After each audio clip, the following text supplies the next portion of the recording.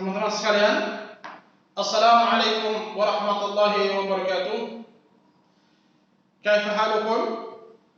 Mudah-mudahan kabar anak-anak rahmat kelas 5A dan 5B yang selalu sehat dan selalu dengan Allah Subhanahu wa taala. Jangan lupa selalu berdoa kepada Allah Subhanahu wa taala. Mudah-mudahan kita semua terhindar dari segala macam wabah, baik Covid-19 maupun wabah-wabah yang lain. Baik teman-teman sekalian, seperti biasa di semester kedua ini Pak Rahmat akan menyampaikan berkaitan dengan pelajaran fikih ibadah. Insyaallah taala kemarin kita sudah bahas panjang lebar hal-hal yang tidak membatalkan puasa, dan insyaallah taala pada semester kedua ini, di pelajaran kedua ini kita akan membahas berkaitan dengan orang-orang yang diperbolehkan untuk tidak berpuasa. Apakah setiap orang tidak berpuasa, atau dalam kondisi apa orang-orang bisa diperbolehkan dalam berpuasa? Baik teman-teman, Assalamualaikum, kaifa halukum? Alhamdulillah, wassalatu wassalamu ala asrafil anbiya'i wal mursalin, sayyidina wa habibina wa maulana, asyhadu an la ilaha illallah wahdahu la syarika lah, wa asyhadu anna Muhammadan abduhu wa rasuluh. Amma ba'd, puji dan syukur sama-sama kita panjatkan kehadirat Allah Subhanahu wa taala atas segala limpahan rahmat dan karunia yang Allah berikan kepada kita semua, sehingga teman-teman sekalian, Allah tabaraka wa taala masih mengizinkan kita untuk belajar kembali, menuntut ilmu, yang mana dalam sebuah hadis Nabi sallallahu alaihi wasallam memberikan keutamaan orang-orang yang berilmu daripada orang-orang yang tidak berilmu. Sebagaimana kata sahabat yang mulia, Khalifah yang keempat, Ali bin Abi Thalib, sepupu Nabi sallallahu alaihi wasallam radhiyallahu an, semoga Allah senantiasa meridhai beliau. Beliau berkata, beliau mengumpamakan, mencontohkan, memisalkan seperti orang-orang yang berilmu dan orang-orang yang tidak berilmu. Orang-orang yang berilmu dan ahli ibadah. Kata beliau, fadlul alim 'ala al-'abid ka fadlil qamari 'ala an-nujum. Keutamaan orang-orang yang berilmu seperti antara bulan dan bintang. Orang yang berilmu seperti bulan, dia menyinari begitu terang di malam gelap gulita. Dan orang yang berilmu, dia akan selalu senantiasa derajatnya diangkat oleh Allah Subhanahu wa taala. Allah berfirman, yarfa'illahu alladhina amanu minkum walladhina utul ilma darajat. Allah Subhanahu wa taala akan mengangkat orang-orang yang beriman, artinya orang-orang yang berilmu, dengan beberapa derajat. Oleh karena itu anak-anakku sekalian, menuntut ilmu harus sungguh-sungguh. Menuntut ilmu itu harus rajin, harus berusaha, ya, dengan kemampuan-kemampuan yang kita miliki. Imam Asy-Syafi'i rahimahullah taala, lan tanala ilma illa bisittah, ya.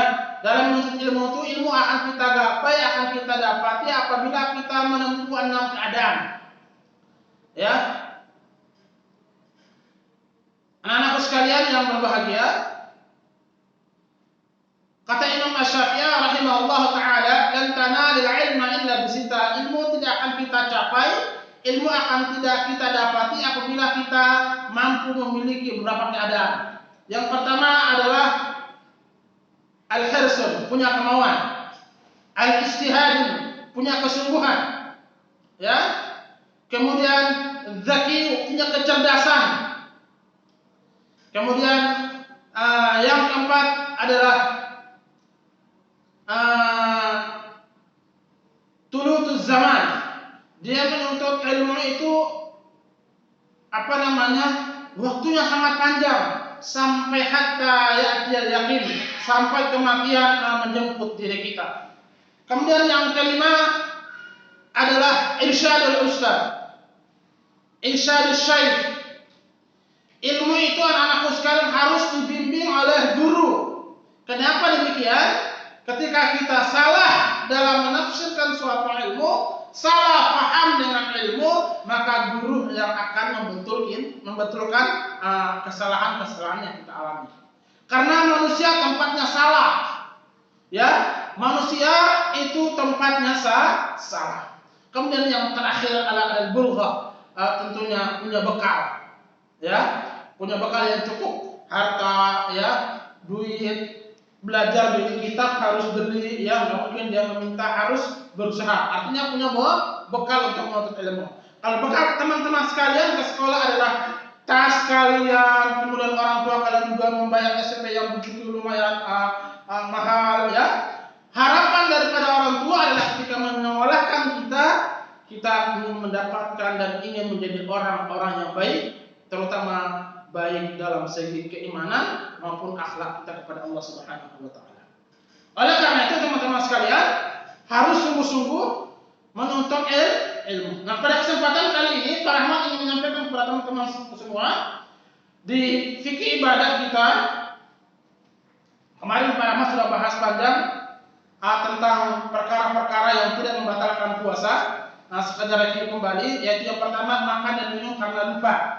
Ya, Nabi Shallallahu Alaihi Wasallam bersabda, "Man nasiya wa huwa sha'im, fa akala aw shariba, falyutimma shaumahu, fa inna ma atama Allah wa saqah." Siapa yang lupa, ya, makan minum sementara dia dalam keadaan berpuasa, maka teruskanlah puasanya, sesungguhnya Allah Subhanahu wa taala yang berikan dia makan dan minum. Kemudian muntah tanpa sengaja, ya, ini tidak membatalkan puasa. Nabi Shallallahu Alaihi Wasallam bersabda, "Man dzara'a al-qayf wa sha'im, falaysa 'alaihi al-qada." Siapa yang muntah tanpa sengaja di saat sedang berpuasa, maka tidak perlu mengqadanya. Artinya apa? Teruskan puasanya. Kemudian mandi dalam air atau kolam berenang atau berendam diri. Rasulullah SAW bersabda, hadis riwayat Imam Abu Daud, "Laqad ra'aitu Rasulullah bil 'arj yasubbu 'ala ra'sihi bil ma' wa huwa sha'im min al-'atashi aw min al-harb." Aku pernah mendengar, aku pernah melihat Rasulullah SAW ketika itu di Al-Arj, beliau menuangkan air di kepalanya di saat beliau sedang berpuasa, dikarenakan dahaga atau panas. Yang kemudian yang keempat, berkumur-kumur dan istihad ini tidak boleh berlebih-lebihan. Yang kelima, melakukan tindakan medis tertentu, ya, misalnya main bola atau misalnya kulitnya terkupas sebagai anak-anak Pak Rahmat yang putri, misalnya bantu bundanya di dapur iris bawang, kemudian tangannya terkena pisau, maka lanjutkan puasa dan itu tidak membatalkan puasa. Kemudian keenam, luka dan meneteskan darah, ya, luka dan meneteskan darah. Mohon maaf, yang kelima, melakukan tindakan medis tertentu, misalnya diinfus, ya. Diinfus misalnya memakai obat tetes mata, kemudian disuntik dan seterusnya, yang mana suntikan tersebut tidak mengandung vitamin dan juga tidak mengandung makanan. Kemudian yang ketujuh, mencicipi makanan. Ini diperbolehkan dalam Islam selama dijaga ketat, ya. Bagi teman-teman anak-anak Pak Rahmat yang putri biasa yang bantu bundanya di dapur, ketika masak buat kopi buat abinya atau buat kopi buat saudaranya atau buat makanan, dicicipi terlebih dahulu. Udah manis atau belum, apakah kurang gula, apakah kurang garam dan seterusnya, tetapi dicicipi di lidah saja, setelah itu dibuang dan tidak boleh ditelan. Nah, hal-hal ini tidak membatalkan puasa. Apabila dari 6 hal ini, ada 7 keadaan ini dilakukan dengan sengaja, maka keseluruhannya adalah membatalkan puasa. Kemudian teman-teman sekalian, kita masuk pada pelajaran yang kedua, yaitu orang-orang yang diperbolehkan tidak berpuasa. Siapa saja sih yang diperbolehkan oleh syariat Islam?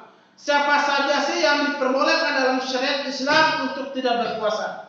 Perhatikan teman-teman sekalian, yang pertama adalah orang sakit. Ya, dalam Al-Quran surah Al-Baqarah ayat 185, Allah Subhanahu wa taala berfirman, "Syahrul Ramadan wa man kana maridan aw ala safarin fa iddatun min ayyamin ukhra." Ya, dalam surah Al-Baqarah kelanjutannya, "Ya ayyuhalladzina amanu kutiba alaikumus shiyam kama kutiba alal ladzina min qablikum la'allakum tattaqun."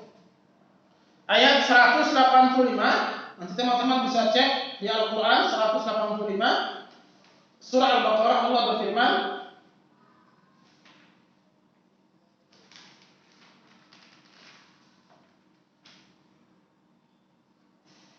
Ya. Syahrul Ramadan alladzi unzila fihi al-Qur'an hudan lin-nasi wa bayyinatin minal huda wal furqan. Faman syahida minkum asy-syahra falyasum. Wa man kana maridan aw ala safarin fa iddatun min ayyamin ukhra. Yuridu Allahu bikum al-usra yuridu Allahu bikum al-yusra wa la yuridu bikum al-usra wa litukmilu al-iddata wa litukabbiru Allaha ala ma hadakum wa la'allakum tashkurun. Kata Allah dalam surah Al-Baqarah, syahrul Ramadan alladzi unzila fihi al-Qur'an. Jadi puasa pada bulan Ramadan, ya, bulan yang mana diturunkannya Al-Qur'an. Hudan linnas, petunjuk sebagai penjelasan buat manusia. Faman syahida minkum asy-syahr, barang siapa yang bertemu dengan bulan Ramadan, falyasum, maka berpuasalah. Wa man kana maridan aw ala safar, dan barang siapa yang sakit. Nah, poin yang pertama dari pelajaran kita di sini adalah orang sakit. Ayat yang mana? Surah Al-Baqarah ayat 185. Kelanjutannya adalah wa man kana maridan aw ala safar. Barang siapa yang sakit atau safar atau bepergian, fa iddatun min ayyamin ukhra, maka gantilah puasa tersebut di bulan yang lain atau di luar daripada bulan Ramadan. Wa litukmilul iddata wa litukabbirullaha ala ma hadakum wa la'allakum tashkurun. Jadi teman-temanku sekalian, orang yang sakit, tetapi sakitnya seperti apa? Apakah sakit hanya karena misalnya kena pisau atau misalnya pas di rumah mati lampu kemudian kena cairan lilin, kemudian tangannya melepuh? Apakah dia boleh membatalkan puasa? Tentunya sakit di sini adalah sakit yang apabila dia berpuasa, maka puasa tersebut akan mengakibatkan dirinya menjadi lemah dan bisa mengakibatkan dia meninggal dunia. Teman-teman, orang yang sakit diperbolehkan tidak berpuasa, yaitu jika sakitnya dikhawatirkan bertambah parah apabila dia berpuasa. Akan tetapi,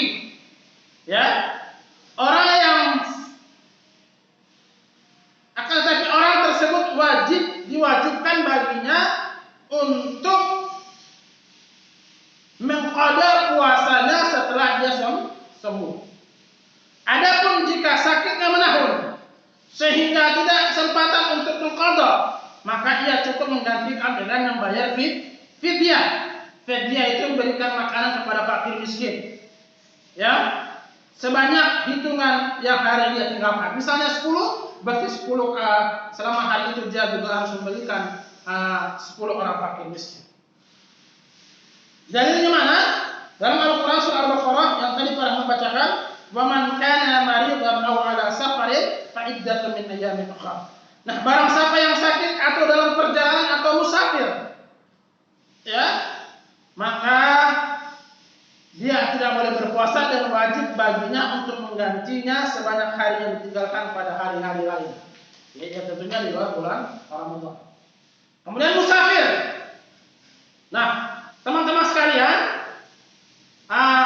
orang yang sakit, ya, apabila dia meneruskan puasanya mengakibatkan dirinya menjadi lemah dan membuat dirinya akan makin sakit, makin parah, maka dia boleh membakar puasa.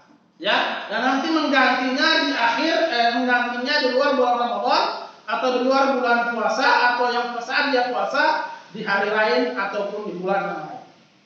Kemudian yang kedua, orang yang tidak diperbolehkan berpuasa, rusak dalam syariat Islam adalah musafir. Apa sih musafir, teman-teman sekalian? Musafir itu artinya orang yang berpergian jauh. Nah, para ulama berbeda pendapat berkaitan dengan kapan orang tersebut disebut musafir. Ya, kapan orang tersebut disebut sebagai musafir? Tapi jumhur para ulama, ya, sepakat yang sahih adalah berkaitan dengan musafir dikembalikan kepada uruf atau kebiasaan suatu tempat. Ya, misalnya bagaimana kalau orang tinggalnya berbatasan dengan luar negeri, misalnya Malaysia dan Kalimantan, ya, menyeberang sudah Kalimantan. Padahal luar negeri, teman-teman. Kalau teman-teman berangkat dari Jakarta ke Bangkok maka berbeda waktunya, maka ikuti waktu Bangkok. Apakah dia musafir? Nah, dikembalikan kepada uruf atau kebiasaan daerah setempat. Musafir itu orang-orang yang sedang melakukan perjalanan jauh. Ia diperbolehkan tidak mengerjakan puasa Ramadan, tetapi wajib mengqadanya di lain waktu.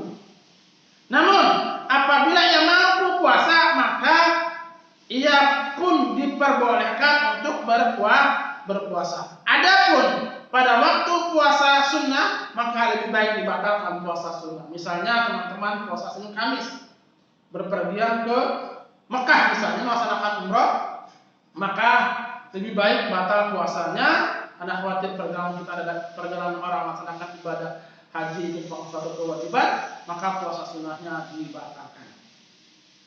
Suatu ketika Hamzah al-Aslami radhiyallahu an, salah seorang sahabat berkata, "Wahai Rasulullah, sebenarnya aku mampu berpuasa ketika sedang safar, maka bolehkah aku melakukannya?"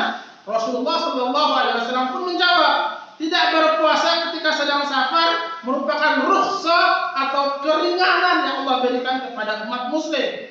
Oleh karena itu, siapa yang berbuka ketika safar, haji itu adalah baik, dan siapa yang tetap ingin berpuasa maka haji itu pun diperbolehkan,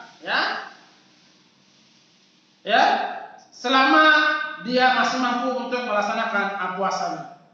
Kemudian yang ketiga, orang yang sudah tua pikun atau jompo. Orang tua pikun ataupun jompo.